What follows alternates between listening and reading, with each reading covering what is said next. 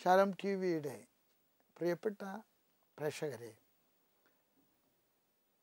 മരണവുമായി ബന്ധപ്പെട്ട് നമ്മൾ നടത്തിക്കൊണ്ടിരിക്കുന്ന ആത്മീയ വിചിന്തനത്തിൻ്റെ ഈ ധ്യാനത്തിൻ്റെ അവസാനത്തെ ഘട്ടത്തിലാണ് നമ്മൾ.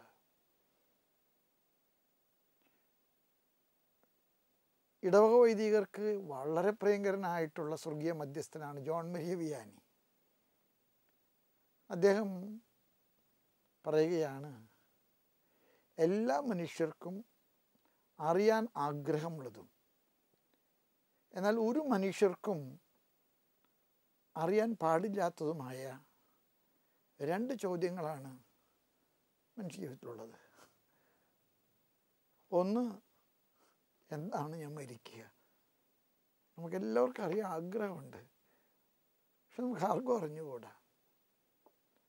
രണ്ടാമത്തെ ചോദ്യം, എന്നാണ് ലോകം അവസാനിക്കുക? എല്ലാവർക്കും അറിയാൻ കൗതുകമുള്ളൊരു ചോദ്യമാണ്, പക്ഷെ ആർക്കും അറിയാൻ പാടില്ലാത്ത ഒരു മഹാരഹസ്യവുമാണ്. ഈ ലോകാവസാനത്തെ സംബന്ധിച്ചുള്ള ചില ചിന്തകൾ നിങ്ങളുമായിട്ട് പങ്കുവയ്ക്കാനാണ് ഞാൻ ഈ ധ്യാന വിചിന്തനത്തിൽ ആഗ്രഹിക്കുന്നതും പരിശ്രമിക്കുന്നതും. ഞാൻ ഈ ധ്യാനത്തിന് ഒരുങ്ങിയപ്പോൾ എന്നെ ഏറ്റവും കൂടുതൽ കുഴക്കിയ ഒരു പ്രമേയമാണ് ലോകാവസാനം. ഞാൻ നിങ്ങളോട് സംസാരിക്കുമ്പോൾ നിങ്ങൾക്ക് ഏറ്റവും ബോധ്യമാകുന്ന വിധത്തിൽ സംസാരിക്കാൻ ആഗ്രഹിച്ചുകൊണ്ട് ഞാൻ ഏറ്റവും കൂടുതൽ കഠിനാധ്വാനത്തിലൂടെ പരിശ്രമിച്ച് തയ്യാറാക്കിയ ഒരു പ്രഭാഷണമാണിത്. പക്ഷേ ഇത് റെക്കോർഡ് ചെയ്യുമ്പോൾ പോലും എനിക്ക് എന്തോ ഞാൻ വേണ്ടത്ര ഒരുങ്ങിയില്ല, വേണ്ടത്ര തയ്യാറെടുപ്പ് നടത്തിയില്ല എന്ന് ഒരു തോന്നലുണ്ട്. ഞാനതേക്കുറിച്ച് പ്രാർത്ഥിച്ചപ്പോൾ എൻ്റെ ഒരു ബോധ്യം ഞാൻ നിങ്ങൾ പറയാം. ഈ വിഷയത്തിൻ്റെ പ്രത്യേകതയാണത്. എത്ര ഒരുങ്ങിയാലും എത്ര പരിശ്രമിച്ചാലും നമുക്ക് പിടികിട്ടാത്ത ഒരു സമസ്യയാണ് ലോകാവസാനം. അതുകൊണ്ട് തന്നെ ലോകാവസാനത്തെ സംബന്ധിച്ചിടത്തോളം ധാരാളം തെറ്റായ വ്യാഖ്യാനങ്ങളും തത്വസംഹിതകളും ലോകത്തിൽ രൂപപ്പെടാൻ കാരണമായിട്ടുണ്ട്. നിങ്ങൾക്കറിയാം, 1993 ടെക്സസിലെ ഒരു സെക്റ്റിൽപ്പെട്ട ഏകദേശം 80ഓളം പേര് കൂട്ടമായിട്ട് ആത്മഹത്യ ചെയ്തു. ഈ സെക്റ്റിൻ്റെ സ്ഥാപകനായിരുന്ന ഡേവിഡ് കൊറേഷ്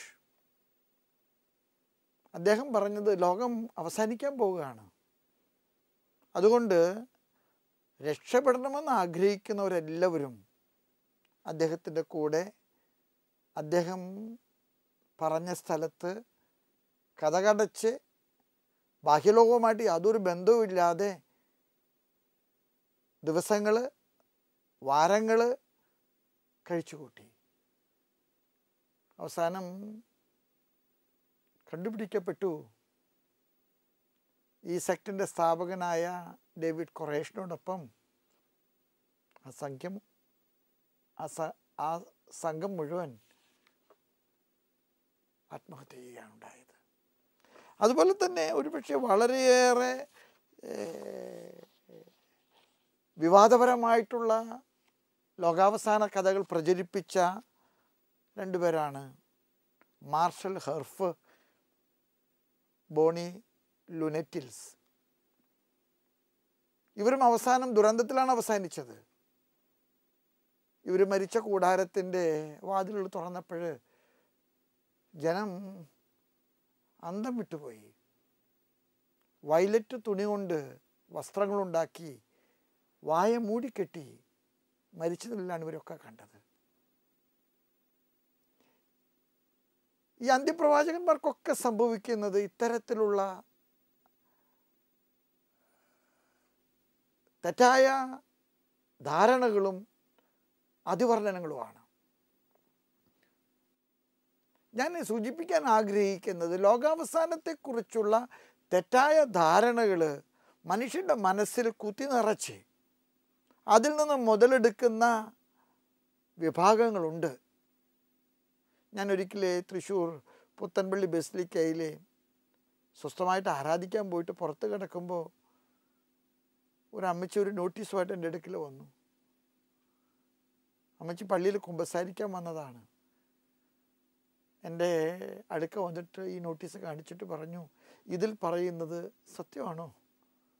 ഞാൻ നോക്കിയപ്പോൾ കൊല്ലവും തീയതിയും സമയവും പറഞ്ഞിട്ട് ലോകാവസാനം കൃത്യമായിട്ട് കണിയാൻ കുറിച്ച് കൊടുത്തതുപോലെ കുറിച്ച് കൊടുത്തിരിക്കുന്ന ഒരു നോട്ടീസാണ്. ഞാൻ അമ്മച്ചിയോട് പറഞ്ഞു, അമ്മച്ചി പേടിക്കണ്ട, ഇതൊന്നും ഈ പറഞ്ഞതുപോലെ നടക്കാൻ പോകുന്ന സംഗതിയല്ല. ഇങ്ങനെയുള്ള തെറ്റായ പ്രചരണങ്ങൾ നടത്തുന്നവർക്ക് ഒരു വലിയ പ്രത്യേകതയുണ്ട്. അവർ മുഴുവൻ അവരുടെ തെറ്റായ പഠനങ്ങൾക്ക് ആധാരമായിട്ട് എടുക്കുന്നത് വെളിപാടിൻ്റെ പുസ്തകമാണ്. അപ്പസ്തോലനായ യോഹന്നാൻ പാത്മോസ് ദ്വീപിലെ നാടുകടത്തപ്പെട്ടിട്ട് ഏകാന്തതയിലെ വസിക്കുന്ന കാലഘട്ടത്തിലെ ദൈവം നൽകിയ ദർശനങ്ങളും അരുളപ്പാടുകളും ഉപയോഗിച്ച് എഴുതിയൊരു പുസ്തകമാണ് വെളിപാടിൻ്റെ പുസ്തകം. 22 അധ്യായങ്ങളുള്ള ഈ പുസ്തകം മുഴുവൻ വിശുദ്ധ ഗ്രന്ഥ വ്യാഖ്യാതാക്കൾ പറയുന്ന അപ്പോക്കലിപ്റ്റിക് ലാംഗ്വേജിലാണ്. എന്താണ് ഈ അപ്പോക്കലിപ്റ്റിക് ലാംഗ്വേജ് എന്ന് പറയുന്നത്? പ്രകൃതിയിലെ വ്യതിചലനങ്ങളും ദുരന്തങ്ങളും ഉപയോഗിച്ചുകൊണ്ടുള്ള അവതരണ ശൈലിയാണ്.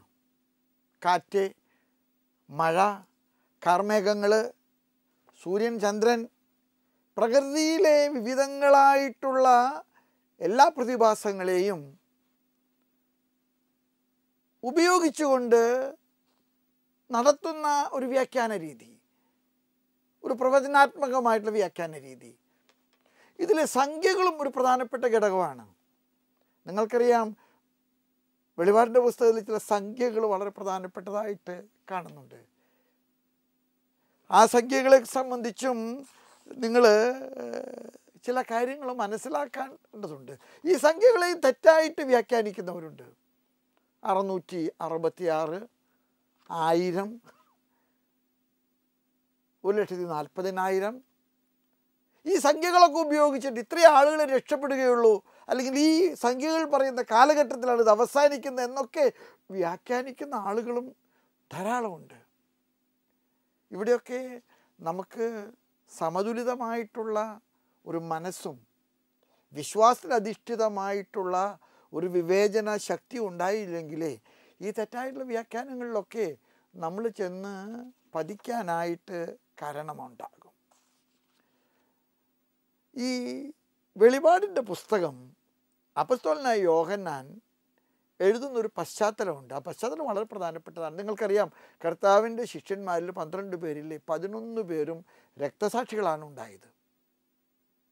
അതിലെ രക്തസാക്ഷിയല്ലാതെ കാരാഗൃഹത്തിലേക്ക് നാടുകടത്തപ്പെട്ട ഏക അപ്പസ്തോലനാണ് യോഹന്നാൻ. വാർദ്ധക്യകാലത്ത് ഏകാന്തതയിലെ പ്രാർത്ഥനാ നിർഭരമായി ദൈവത്തോട് ഒത്തുവസിച്ച ഒരു മനുഷ്യൻ. അതുകൊണ്ട് ഇറണേവൂസ് പറയുകയാണ്, ഈ വെളിപാടിൻ്റെ പുസ്തകം AD 95 കൂടെയാണ് യോഹന്നാൻ എഴുതിയിരിക്കുന്നത്. ആ കാലഘട്ടത്തിൽ ഭരിച്ചിരുന്ന ചക്രവർത്തി റോമയിലെ ഡൊമീഷ്യൻ ചക്രവർത്തിയാണ്. ക്രിസ്ത്യാനികൾ ഒരുപാട് പീഡിപ്പിച്ചൊരു മനുഷ്യനാണ്. ക്രിസ്ത്യാനികളെ നശിപ്പിക്കാൻ സർവ്വ അടവും തന്ത്രങ്ങളും പീഡനമുറകളും ഉപയോഗിച്ച് വംശവിച്ഛേദം വരുത്താൻ ക്രിസ്ത്യാനികളെ പരിശ്രമിച്ച ഒരു കിരാതനായ ക്രൂരനായ ചക്രവർത്തിയാണ് ഡൊമീഷ്യൻ. അതുകൊണ്ട് തന്നെ ഈ സഹനത്തിൻ്റെ നടുവിലെല്ലാം തന്നെ കണ്ണുനീരോടെ പീഡനങ്ങൾ ഏറ്റുവാങ്ങിയ ക്രിസ്ത്യാനികളോട് യോഹന്നാന് പറയാനുണ്ടായിരുന്നൊരു സന്ദേശമുണ്ട്. ആ സന്ദേശം വളരെ പ്രധാനപ്പെട്ട ഒരു സന്ദേശമാണ്. ആ സന്ദേശം അവർക്ക് പകർന്നു കൊടുക്കുന്നതിന് അദ്ദേഹം ഉപയോഗിച്ചിട്ടുള്ള അപ്പോക്കലിപ്റ്റിക്കലായിട്ടുള്ള വെളിപാടിൻ്റേതായിട്ടുള്ള ചില ശൈലികളുണ്ട്. നിങ്ങളുടെ സഹനങ്ങളിൽ നിങ്ങൾ നിരാശപ്പെടേണ്ട. നിങ്ങളുടെ സഹനങ്ങളിൽ നിങ്ങൾ കർത്താവിൽ ആശ്രയിക്കുവിൻ.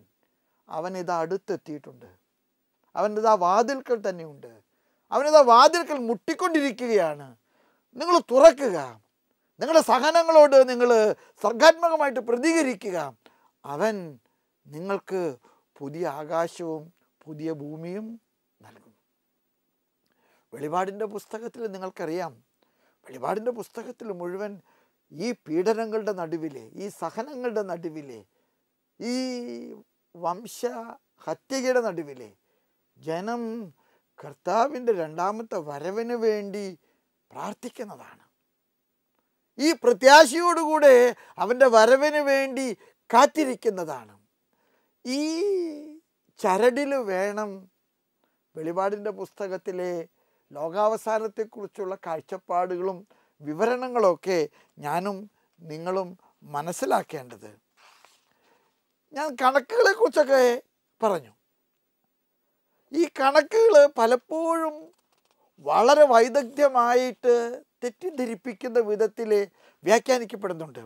വെളിപാടിൻ്റെ പുസ്തകത്തിൽ 13-ാമത്തെ അധ്യായത്തിൽ 18-ാമത്തെ വചനം 666 എന്ന് പറയുന്നൊരു സംഖ്യയുടെ കളിയാണ്. ഇതേക്കുറിച്ചിട്ട് വളരെ പ്രഗത്ഭരായിട്ടുള്ള വ്യാഖ്യാതാക്കൾ പറയുന്നത് അത് നീറോ ചക്രവർത്തിയുടെ നാമത്തിൽ നിന്ന് ഉത്ഭവിക്കുന്ന ഒരു സംഖ്യയാണ്. ഈ 666 ലോകാവസാനവുമായിട്ട് ബന്ധപ്പെടുത്തി ചിന്തിക്കുന്ന തെറ്റായ പ്രവണത ഉണ്ട്. അതുകൊണ്ട് 66 വരുന്ന സമയങ്ങളിലൊക്കെ ലോകം അവസാനിക്കാൻ പോകുന്നുവെന്ന് കരുതുന്ന ധാരാളം ആളുകളുണ്ട്. എന്നാൽ നീറോ ചക്രവർത്തിയുടെ അക്രമങ്ങളിലെ ഒരുപക്ഷെ യോഹന്നാൻ്റെ മനസ്സ് വേവലാതി പൂണ്ടപ്പോൾ ഈ അക്രമങ്ങളുടെ നടുവിലും പ്രത്യാശയ്ക്ക് വേണ്ടി നൽകിയ ഒരു സൂചനയാണത്. അതുപോലെ തന്നെ 1000 വെളിപാടിൻ്റെ പുസ്തകത്തിൽ 20-ാമത്തെ അധ്യായത്തിലെ 4 തുടങ്ങി 6 വരെയുള്ള വചനങ്ങളിൽ 1000 എന്ന ഒരു സംഖ്യ ഉപയോഗിക്കുന്നുണ്ട്.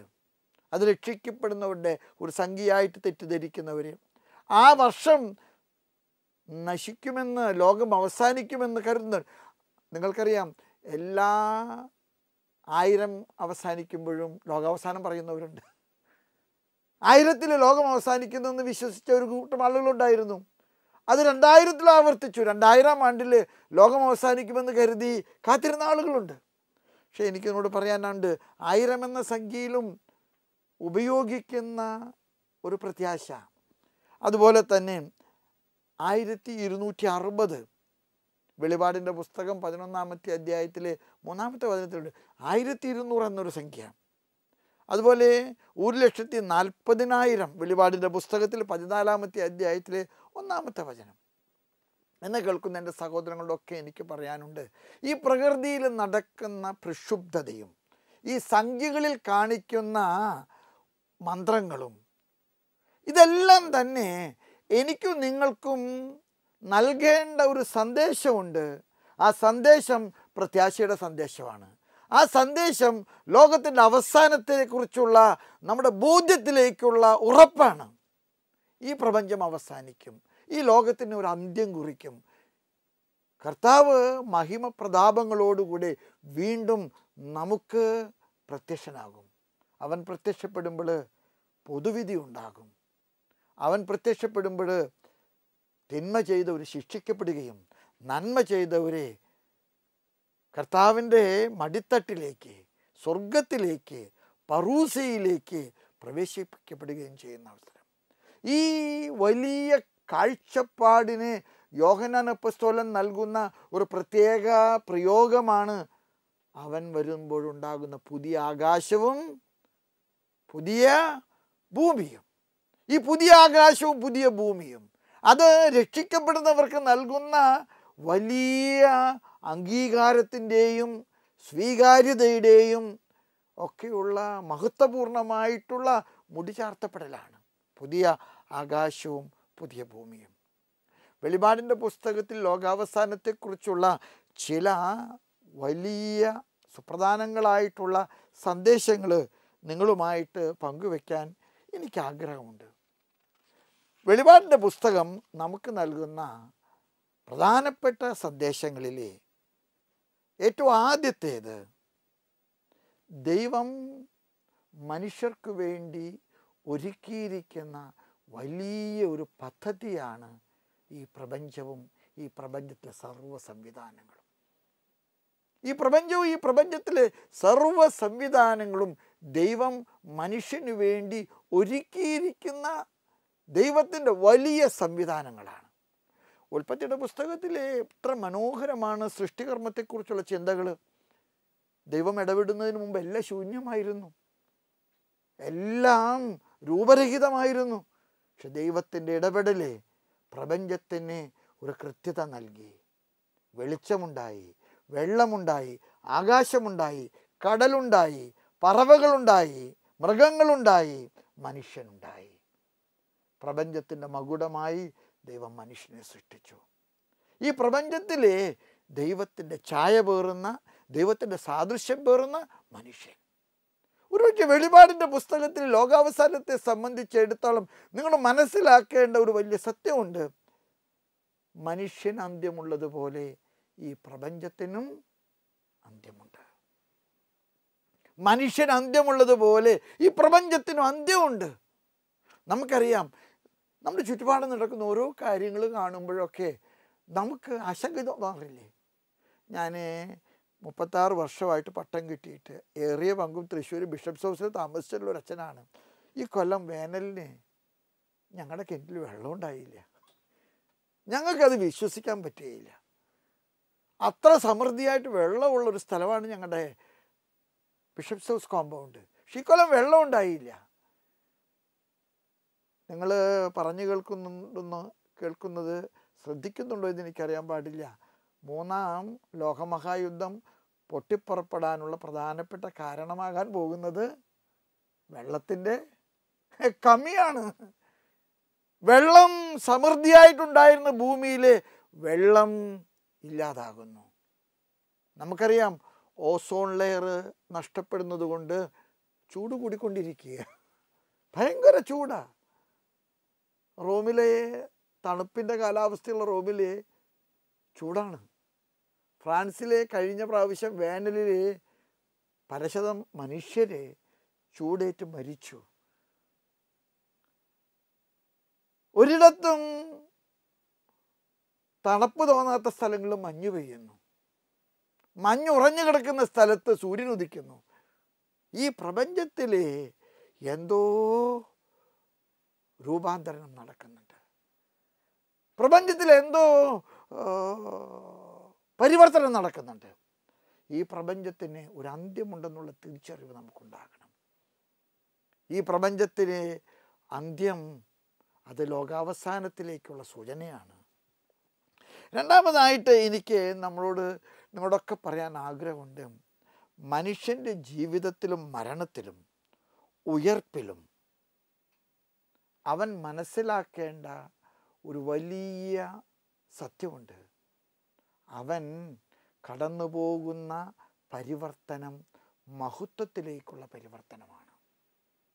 മനുഷ്യൻ്റെ ജീവിതത്തിൻ്റെ അന്ത്യം മഹത്വത്തിലേക്കുള്ള പരിവർത്തനമാണ്. തൻ്റെ വലതുവശത്തേക്ക് സ്വീകരിക്കപ്പെടുന്നവരെ, തൻ്റെ മടിത്തട്ടിലേക്ക് സ്വീകരിക്കുന്നവർ. അതുകൊണ്ട് തന്നെ നമുക്കറിയാവുന്നത് പോലെ ലോകാവസാനവുമായിട്ട് ബന്ധപ്പെട്ട വെളിപാടിൻ്റെ പുസ്തകത്തിൽ എല്ലാ ചിന്തകളും എൻ്റെയും നിങ്ങളുടെയും മുൻപിൽ വയ്ക്കുന്ന ഒരു പ്രയോഗമുണ്ട്, പറൂസിയ.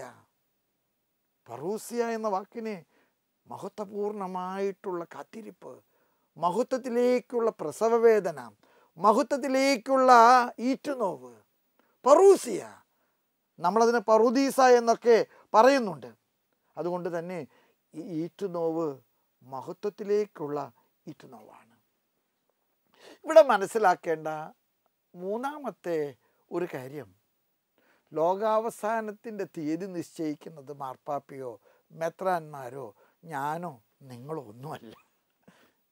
ഈ പ്രപഞ്ചത്തെ സൃഷ്ടിക്കാൻ ഇടപെട്ട ദൈവം തന്നെ ഈ പ്രപഞ്ചത്തിലെ ലോകാവസാനത്തിനും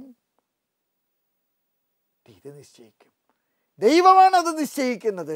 അതുകൊണ്ട് തന്നെ ഈശോ പറഞ്ഞില്ല കൃത്യമായിട്ട്, എനിക്ക് പോലോ നിങ്ങൾക്കാർക്കുമോ അറിയാൻ പാടില്ലാത്തൊരു കാര്യം. അതുകൊണ്ട് വെളിപാടിൻ്റെ പുസ്തകത്തിൽ നിന്ന് മറ്റു വിശുദ്ധ ഗ്രന്ഥ സൂചകളിൽ നിന്നൊക്കെ ഞാനും നിങ്ങളുമൊക്കെ നമുക്ക് വ്യക്തിപരമായിട്ട് തോന്നുന്ന ചില ചിന്താധാരകൾ ഉപയോഗിച്ചിട്ട് ലോകാവസാനത്തിൻ്റെ തീയതി നിശ്ചയിച്ച് കുറിച്ച് കൊടുക്കുന്നത് കവിടി നിരത്തി കണിയാൻ പറയുന്നത് പോലെയാണ്. നമ്മൾ ചെയ്യരുത്. ലോകത്തിനൊരു അവസാനമുണ്ട്. ആ അവസാനം നിശ്ചയിക്കുന്നത് ദൈവം മാത്രമാണ്. അത് ദൈവത്തിൻ്റെ ഒരു പദ്ധതിയിലെ ഭാഗമാണ്. നാലാമതായിട്ട് വെളിപാടിൻ്റെ പുസ്തകം നമുക്ക് നൽകുന്ന ഒരു സത്യമുണ്ട്. എന്താണെന്നറിയാമോ? മനുഷ്യനും ദൈവവും തമ്മിലുള്ള സമഞ്ജസമായിട്ടുള്ള സ്നേഹത്തിൻ്റെ സംയോജനമാണ് ലോകാവസാനം. ലോകാവസാനത്തിൽ സംഭവിക്കുന്നതാണ്. ഈ ലോകത്തിലെ നന്മയ്ക്ക് വേണ്ടി കാത്തുനിന്നവരെ, നന്മയ്ക്ക് വേണ്ടി കാവൽ നിന്നവരെ, അവർ ദൈവവുമായിട്ട് യോജിക്കപ്പെടുന്നു. അതൊരു വിരുന്നാണ്. അത് അബ്രഹാമിൻ്റെ മടിയാണ്. അത് പറൂസിയാണ്. അത് ദൈവവും ദൈവത്തിൻ്റെ വിശുദ്ധരും മാലാഖമാരും ഒക്കെ കൂടെയുള്ള ഒരു കൂട്ടായ്മയാണ്. അത് വലിയ ഒരു സംസർഗമാണ്. ലോകത്തിൻ്റെ രൂപാന്തരീകരണം എന്ന് പറയുന്നതാണ് പുതിയ ആകാശവും പുതിയ ഭൂമിയും. പുതിയ ആകാശത്തിൻ്റെയും പുതിയ ഭൂമിയുടെയും. ക്രിസ്തുവിൻ്റെ രണ്ടാമത്തെ വരവിനെക്കുറിച്ച് നമ്മൾ ചിന്തിക്കുമ്പോൾ എന്തോ ക്രിസ്തു ഇന്ന് നമ്മുടെ കൂടെ ഇല്ലാത്തതുപോലെ നമ്മൾ ചിന്തിക്കരുത്. അങ്ങനെ ഒരു ചിന്ത എന്ന് കൂടി വരികയാണ്. അവൻ എന്നും നമ്മളോടുകൂടി ഉണ്ടായിരിക്കാൻ വേണ്ടിയാണ് വിശുദ്ധ കുർബാന സ്ഥാപിച്ചത്. അവൻ എന്നും നമ്മളോടുകൂടി സംസാരിക്കാനുള്ള ആഗ്രഹത്തിനാണ് വിശുദ്ധ ഗ്രന്ഥം രൂപപ്പെട്ടത്. നമ്മുടെ കൂട്ടായ്മകളിലെ നമ്മൾ ഒന്നിച്ചു വരുന്ന എല്ലാ വേളകളിലും അവൻ നമ്മുടെ കൂടെയുണ്ട്. അവൻ നമുക്ക് സമീപസ്ഥനാണ്. എന്നാൽ മഹത്വപൂർണമായിട്ടുള്ള അവൻ്റെ രണ്ടാമത്തെ ആഗമനം എന്ന് പറയുന്നത് കിരീടധാരണമാണ്. നിങ്ങൾക്കറിയാം, അവൻ ജനിച്ചപ്പോൾ ശൂന്യവൽക്കരണമാണ് സംഭവിച്ചത്. അവൻ മരിച്ചപ്പോൾ അവൻ വീണ്ടും ശൂന്യനാക്കപ്പെട്ടു. പൗലോസ് അപ്പോസ്തലൻ പറയുന്നത് പോലെ ദൈവത്തോടുള്ള അവൻ്റെ സമാനത മുറുകെ പിടിക്കേണ്ട കാര്യമാകാതെ എല്ലാം അവൻ നഷ്ടപ്പെടുത്തി, എല്ലാം ശൂന്യമാക്കി. ഈ ശൂന്യവൽക്കരണത്തിൻ്റെ മഹത്വപൂർണമായിട്ടുള്ളൊരു വരവുണ്ട്. അതാണ് അപ്പോസ്തലൻ തന്നെ പറയുന്നത്, അതുകൊണ്ട് ദൈവം അവനെ മറ്റാരേക്കാൾ കൂടുതൽ ഉയർത്തി. രണ്ടാമത്തെ ആഗമനം എന്ന് പറയുന്നതാണ്. അവൻ വീണ്ടും മഹിമപ്രതാപങ്ങളിലൂടെ വരുന്നു. ലോകാവസാനം എന്ന് പറയുന്നത് ഈ പ്രപഞ്ചത്തിലെ നന്മയുടെ മഹത്വപൂർണമായിട്ടുള്ള കിരീടധാരണമാണ്. സ്നേഹമുള്ളവരെ, വെളിപാടിൻ്റെ പുസ്തകത്തിലെ 22-ാമത്തെ അധ്യായത്തിലെ 20-ാമത്തെ വചനം എനിക്ക് തോന്നുന്ന ലോകാവസാനത്തെക്കുറിച്ചുള്ള ഏറ്റവും വലിയ പ്രാർത്ഥനയാണ്. അതെന്താണ്? ഇതാ ഞാൻ വരുന്നു. ആമീൻ. കർത്താവേ, നീ വീണ്ടും വേഗം വരേണമേ. ആമീൻ. ഇതാ ഞാൻ വാതിൽക്കൽ എത്തിയിരിക്കുന്നു. പ്രത്യാശയോടുകൂടെ കാത്തിരിക്കുക. വലിയ ഒരു പ്രതീക്ഷ. വെളിപാടിൻ്റെ പുസ്തകവും ലോകാവസാനവും നമ്മെ നിരാശരാക്കല്ല. മണവാളനെ കാത്തിരിക്കുന്ന വിളക്ക് കൊളുത്തിയ കന്യകമാരെ പോലെ അവനെ കാത്തിരിക്കുന്നതാണ്. നമ്മുടെ പ്രാർത്ഥന എന്താണെന്നറിയാമോ? കർത്താവേ, വേഗം വരേണമേ. നമ്മുടെ ഈ മരുഭൂമിയിലെ കൂടാരവാസം അവസാനിപ്പിച്ച് അവനോടുകൂടെ വാഗ്ദത്ത ഭൂമിയിൽ സ്വർഗത്തിൽ ജീവിക്കാനുള്ള കൃപ. അതുകൊണ്ട് ലോകാവസാനം എന്തോ ഒരു പരിഭ്രാന്തി ജനിപ്പിക്കുന്ന ഒരു വലിയ ഒരു ഒരു ഒരു ഒരു ഒരു വൈകല്യമായിട്ട് കാണുന്ന സഹോദരങ്ങളെ, അവൻ്റെ രണ്ടാമത്തെ ആഗമനം വരം നമ്മുടെ ജീവിതത്തിനും പ്രപഞ്ചത്തിനും ദൈവത്തിൻ്റെ കയ്യൊപ്പ് നൽകുന്ന, ദൈവത്തിൻ്റെ കിരീടധാരണം ദൈവത്തിൻ്റെ മഹത്വത്തിൻ്റെ കിരീടമണിയിക്കുന്ന വലിയ അനുഗ്രഹീതമായിട്ടുള്ള പരിപൂർത്തീകരണമാണ്. അതുകൊണ്ട് തന്നെ പ്രത്യാശയോടുകൂടെ കാത്തിരിക്കാൻ, അവൻ്റെ വരവിന് വേണ്ടി ഒരുങ്ങിയിരിക്കാൻ, ജാഗരൂകരായിരിക്കാൻ നമുക്ക് കഴിയട്ടെ. ദൈവം നിങ്ങളെയും നിങ്ങളുടെ കുടുംബങ്ങളെയും നിങ്ങളുടെ എല്ലാ നിയോഗങ്ങളെയും അനുഗ്രഹിക്കട്ടെ. ആമേൻ.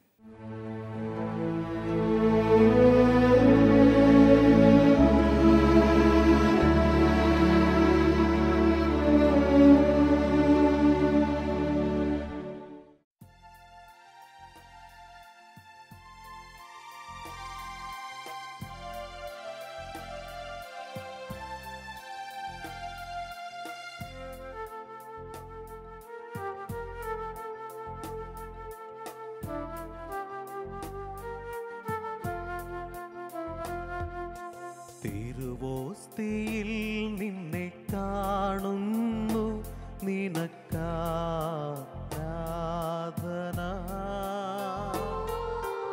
എൻ്റെ സ്നേഹം നൽകിടും നാഥാ, ഞാൻ നിനക്കാരാധന.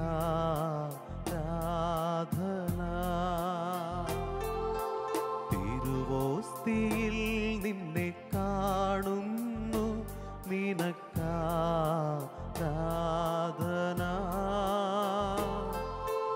എൻ്റെ സ്നേഹം നൽകിടും നാഥാ, ഞാൻ നിനക്കാരാധന.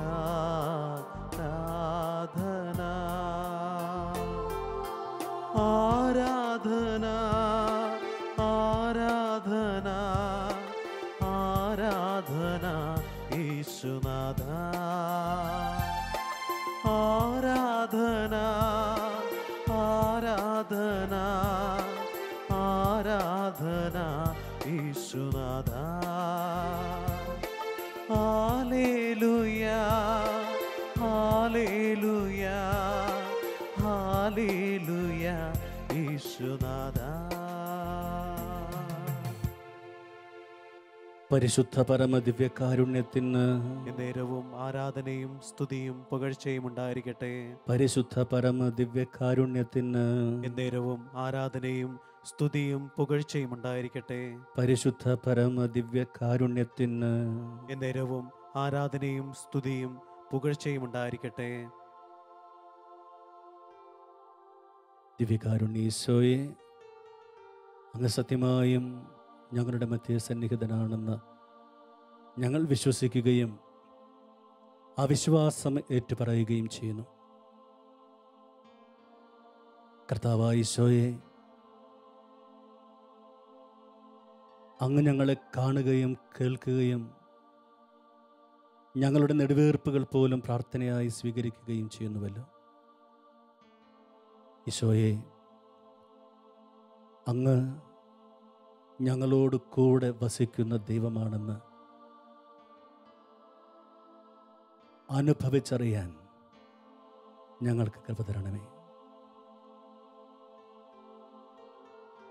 അങ്ങയുടെ രണ്ടാം വരവിന് വേണ്ടി കാത്തിരിക്കുന്ന ഞങ്ങൾക്ക് വിളക്കുകൾ അണയാതെ, എണ്ണ തീർന്നു പോകാതെ അങ്ങേക്കായി കാത്തിരിക്കുന്ന വിവേകമതികളായ കന്യകമാരെ പോലെ ജീവിതത്തിൻ്റെ ഓരോ നിമിഷവും മുന്നോട്ട് പോകാൻ കൃപ തരണമേ. ഈശോയുടെ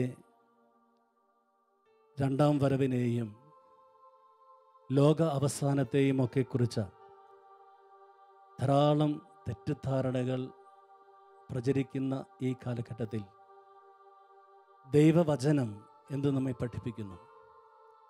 സഭ എന്ത് നമ്മെ പഠിപ്പിക്കുന്നു? നമുക്ക് ഈശോയുടെ മുൻപിലിരുന്നു കൊണ്ട് ധ്യാനിക്കാം. ലോകാവസാനത്തെക്കുറിച്ച് ഈശോ പറഞ്ഞു വച്ചിട്ടുണ്ട്. അത് പുത്രന് പോലും അറിയില്ല. പിതാവിന് മാത്രം അറിയുന്ന രഹസ്യം. അതൊരു യാഥാർത്ഥ്യമാണ്. പക്ഷെ അത് എന്ന്, എപ്പോൾ നമുക്ക് അജ്ഞാതമാണ്. അതുകൊണ്ടാണ് കർത്താവ് പറയുക, സദാ ജാഗരൂകരായിരിക്കുക. കള്ളൻ എപ്പോൾ വരും എന്ന് കുടുംബനാഥൻ അറിഞ്ഞിരുന്നെങ്കിൽ അവൻ കാത്തിരിക്കുമായിരുന്നു. ആ കള്ളൻ മോഷ്ടിക്കാൻ അനുവദിക്കുകയില്ല. യേശുവിൻ്റെ രണ്ടാം വരവിന് വേണ്ടി നമ്മൾ ഒരുങ്ങുമ്പോൾ ആ ഒരുക്കം നമ്മൾ നടത്തേണ്ടത് അടിസ്ഥാനപരമായി ഇന്ന് നമ്മോട് കൂടെ വസിക്കുന്ന കർത്താവിൻ്റെ ആ സാന്നിധ്യം അനുഭവിച്ചുകൊണ്ട് വേണം. മഹത്വപൂർണമായി വാനമേഘങ്ങളിൽ വരുന്ന യേശുവിനെ വരവേൽക്കാൻ, നമ്മെ ഒരുക്കാൻ കർത്താവ് ഇപ്പോൾ നമ്മോട് കൂടെയുണ്ട്. ഈശോ മരിച്ച് അടക്കം ചെയ്ത് ഇനി അന്ത്യത്തിൽ നമ്മെ തേടി വരും എന്നുള്ള ഒരു കാഴ്ചപ്പാടല്ല യേശുവിൻ്റെ രണ്ടാം വരവ്. ഇപ്പോൾ നമ്മോട് കൂടെയുള്ള കർത്താവ്, നമ്മെ നയിക്കുന്ന നമ്മുടെ ഇടയൻ, അവിടുന്ന് മഹത്വപൂർണനായി അന്തിമവിധി ദിവസത്തിൽ കടന്നു വരുന്നതിനെക്കുറിച്ചാണ് സഭ നമ്മെ പഠിപ്പിക്കുക, വചനം നമ്മെ ഉദ്ബോധിപ്പിക്കുക. അതുകൊണ്ട് യേശുവിൻ്റെ രണ്ടാം വരവിനെക്കുറിച്ചുള്ള നമ്മുടെ ധ്യാനം, നമ്മുടെ ചിന്ത, നമ്മുടെ പ്രാർത്ഥനകൾ ഇപ്പോൾ നമ്മോട് കൂടെ ആയിരിക്കുന്ന കർത്താവിൻ്റെ ഈ ദിവ്യകാരുണ്യ സന്നിധിയിലായിരിക്കണം. നമ്മോട് കൂടെ വസിക്കുന്ന കർത്താവിൻ്റെ ഈ സാന്നിധ്യം, ഈ ഗാനത്തിൻ്റെ ഈരടികൾ ധ്യാനിച്ചുകൊണ്ട് നമ്മുടെ ഹൃദയത്തിൽ നമുക്ക് ഉറപ്പിക്കാം. നമ്മുടെ ദൈവമേതാ, നമ്മോടു കൂടെയിതാ,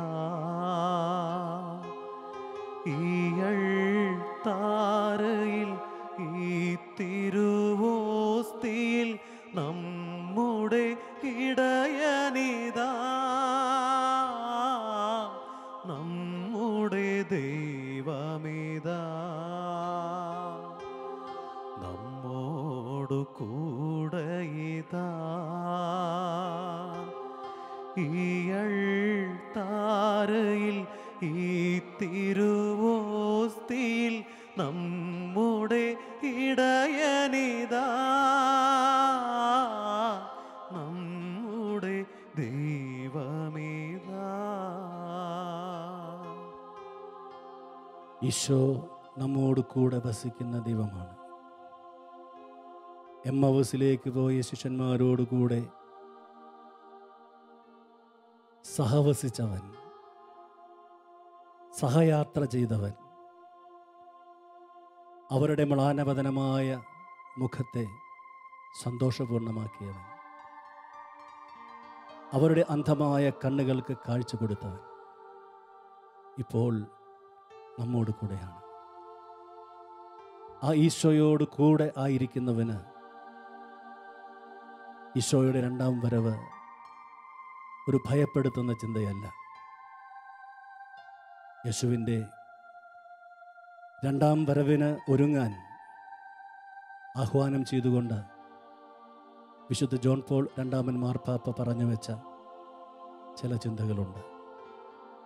പരിശുദ്ധ പിതാവ് പറയുന്നു,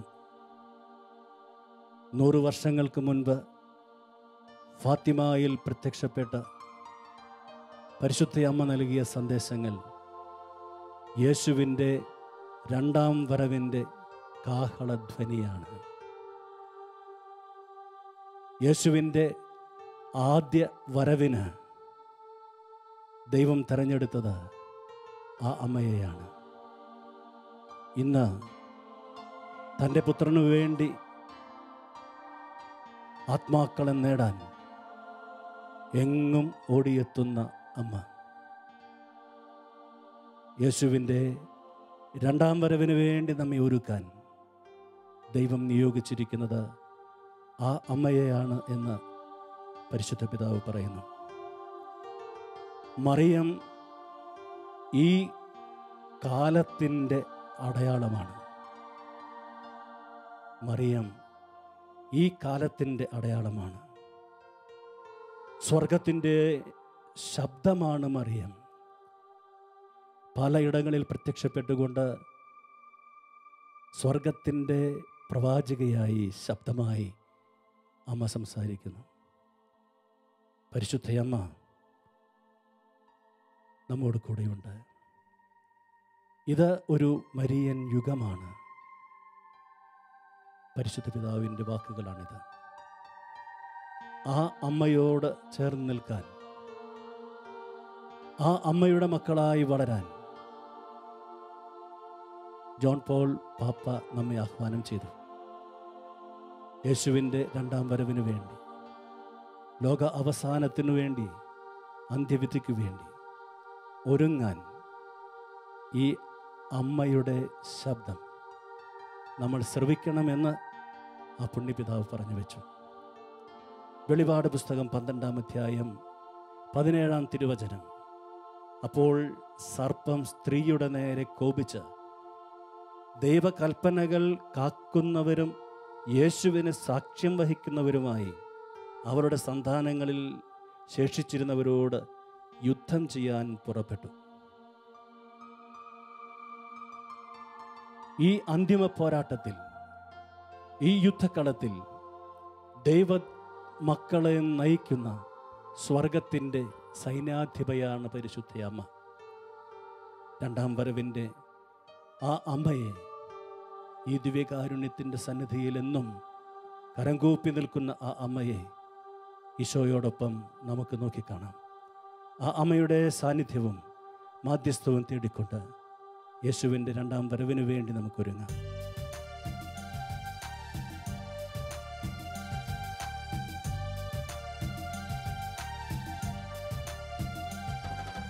രണ്ടാം വരവിൻ അമ്മേ മേരി കന്യാമാതാവേ, കർത്താവിൻ വരവിനു വേണ്ടി ലോകമൊരുക്കണമേ. സുവിശേഷം തീ പോലെന്നും കത്തിപ്പടരട്ടെ. രണ്ടാം വരവിൻ അമ്മേ മേരി കന്യാമാതാവേ, കർത്താവിൻ വരവിനു വേണ്ടി ലോകമൊരുക്കണമേ. സുവിശേഷം തീ പോലെന്നും കത്തിപ്പടരട്ടെ. കർത്താവിനെ ഇനി എല്ലാവരും രക്ഷകനും നാഥനുമായി ഉദ്ഘോഷിക്കട്ടെ. കർത്താവിനെ ഇനി എല്ലാവരും രക്ഷകനും നാഥനുമായി ഉദ്ഘോഷിക്കട്ടെ.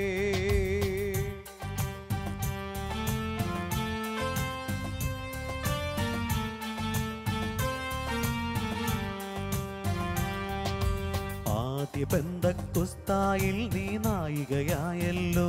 ഇനിയൊരു പുത്തൻ പെന്തക്കുസ്ത കാണാൻ ലോകമൊരുക്കണമേ.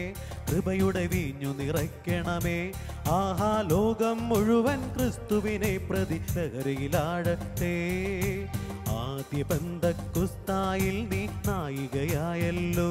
ഇനിയൊരു പുത്തൻ പെന്തക്കുസ്ത കാണാൻ ലോകമൊരുക്കണമേ. കൃപയുടെ വീഞ്ഞു നിറയ്ക്കണമേ. ആഹാ, ലോകം മുഴുവൻ ക്രിസ്തുവിനെ പ്രതി ലഹരിയിലാഴട്ടെ. കർത്താവിനെ ഇനി എല്ലാവരും രക്ഷകനും നാഥനുമായി ഉദ്ഘോഷിക്കട്ടെ. നമ്മുടെ കർത്താവിനെ ഇനി എല്ലാവരും രക്ഷകനും നാഥനുമായി ഉദ്ഘോഷിക്കട്ടെ. കർത്താവിനെ ഇനി എല്ലാവരും രക്ഷകനും നാഥനുമായി ഉദ്ഘോഷിക്കട്ടെ. പരിശുദ്ധയമ്മ ഫാത്തിമായിൽ പ്രത്യക്ഷപ്പെട്ട് 100 വർഷങ്ങൾ പിന്നിടുകയാണ്. യേശുവിൻ്റെ രണ്ടാം വരവിൻ്റെ കാഹളധ്വനി 6 ദിവ്യ ദർശനങ്ങളിലൂടെ ഈ ലോകത്തോട് ആ 3 കുഞ്ഞുമക്കളിലൂടെ അമ്മ സംസാരിച്ചു. ആ സന്ദേശങ്ങൾക്ക് ഏറെ ആഴങ്ങളുണ്ട്. ഇന്ന് അവയെ നമ്മൾ സംഗ്രഹിക്കുകയാണ്.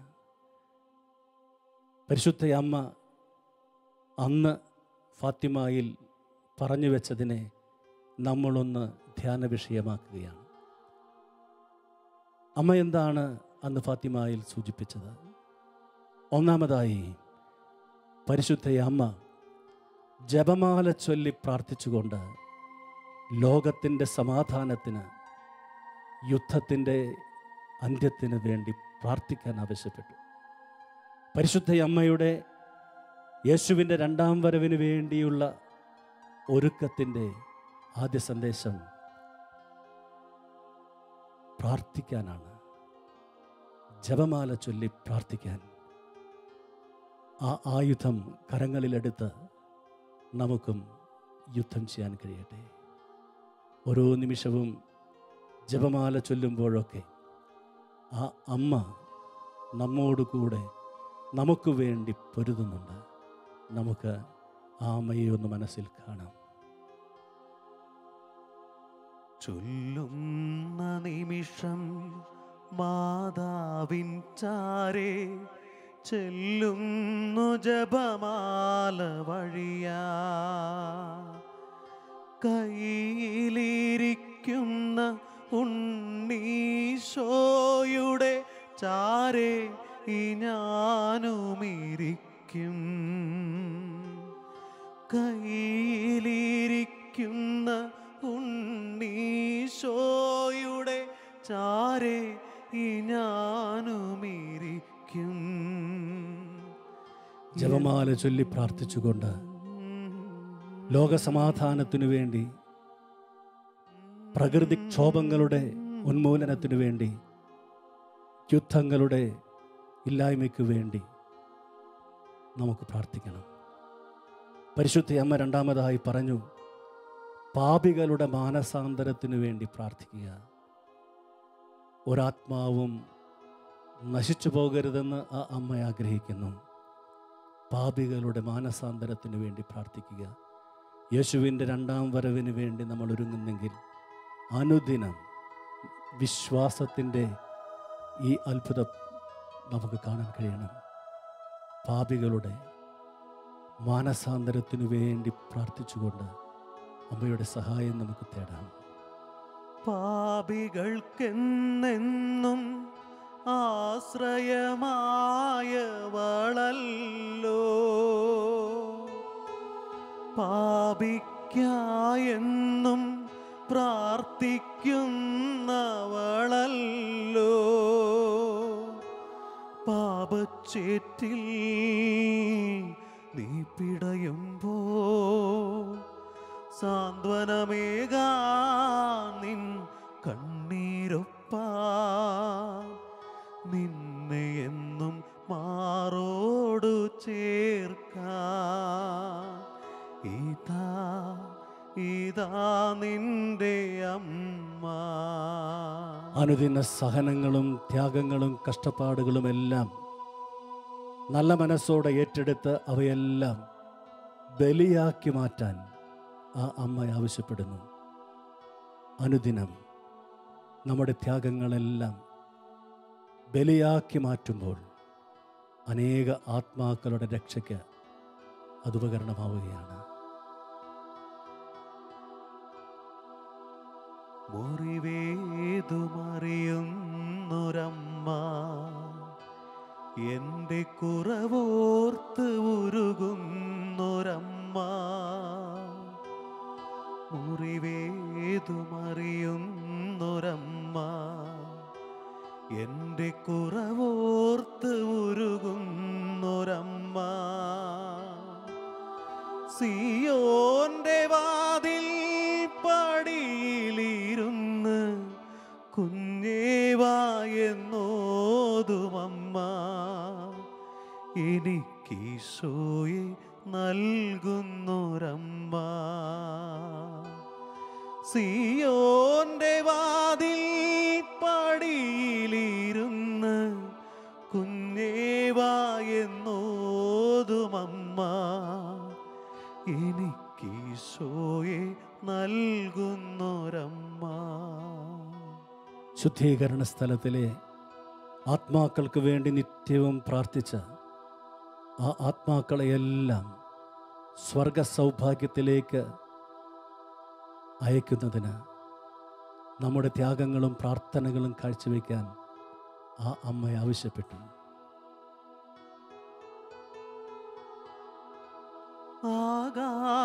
ആകാശമോക്ഷത്തിൻ വാതിലേ ആശ്രിതർക്കെന്നെന്നും ആലംബമേ. ആകാശമോക്ഷത്തിൻ വാതിലേ ആശ്രിതർക്കെന്നെന്നും ആലംബമേ. പുലർക്കാലത്തിൻ ഒളിയായി തെളിയും പരിപൂജിത ചൈതന്യ പൊൻതാരമേ. ആവേ ആവേ ആവേ മരിയ. നിത്യനരകത്തിൽ അധപ്പതിക്കാതിരിക്കേണ്ടതിന് അനുദിനം ജീവിത വിശുദ്ധിയിലൂടെ ആത്മാവിൻ്റെ രക്ഷ ഉറപ്പുവരുത്തണമെന്ന് അമ്മ ആവശ്യപ്പെട്ടു. ഞങ്ങളുടെ ശത്രുക്കൾക്കെതിരെ ഞങ്ങളെ ശക്തരാക്കേണമേ. ഞങ്ങളുടെ ശത്രുക്കൾക്കെതിരെ ഞങ്ങളെ ശക്തരാക്കേണമേ. നിൻ ശക്തിയും നിൻ കഴിവും ഞങ്ങൾക്കായി പ്രയോഗിച്ചിടണമേ.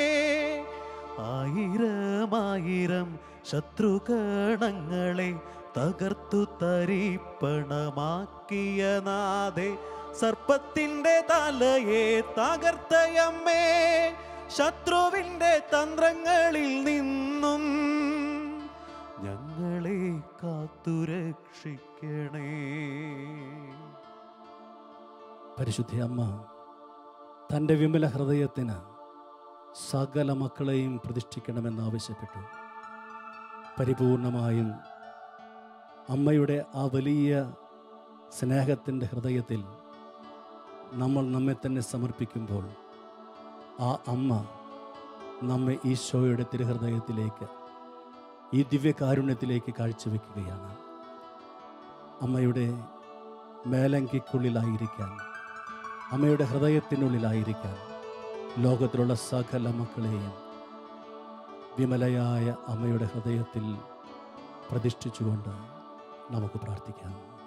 വിമലേ അംബികേ നിന്നുടെ സവിധേ അഭയം തേടി വരുന്നു ഞാൻ. വിമലേ അംബികേ നിന്നുടെ സവിധേ അഭയം തേടി വരുന്നു ഞാൻ. എന്നുടെ അർച്ചന യാചനയെല്ലാം കൈക്കൊള്ളണമേ തായേ നീ, കൈക്കൊള്ളണമേ തായേ നീ. പൂർണ്ണമായും പരിശുദ്ധ അമ്മയുടെ വിമല ഹൃദയം വഴി ഈശോയുടെ തിരുഹൃദയത്തിന് നമ്മെ സമർപ്പണം ചെയ്തുകൊണ്ട് ഈശോയുടെ ആശീർവാദത്തിനായി നമുക്കൊരുങ്ങാം. പരിശുദ്ധ പരമ ദിവ്യകാരുണ്യത്തിന് നേരവും ആരാധനയും സ്തുതിയും പുകഴ്ചയും ഉണ്ടായിരിക്കട്ടെ. പരിശുദ്ധ പരമ ദിവ്യകാരുണ്യത്തിന് നേരവും ആരാധനയും സ്തുതിയും പുകഴ്ചയും ഉണ്ടായിരിക്കട്ടെ. പരിശുദ്ധ പരമ ദിവ്യകാരുണ്യത്തിന് നേരവും ആരാധനയും സ്തുതിയും പുകഴ്ചയും ഉണ്ടായിരിക്കട്ടെ. പരിശുദ്ധ ശരീരത്താലും വിലയേറിയ രക്തത്താലും പാപത്തിൻ കറകളിൽ നിന്നും മർത്യനു നീ മോചനമേകി. സകലേശാദിവ്യ കടാക്ഷം തൂഗണമേ വത്സലസുതരിൽ. നിർമ്മലരായി ജീവിച്ചിടുവാൻ ചിന്തണമേ ദിവ്യവരങ്ങൾ.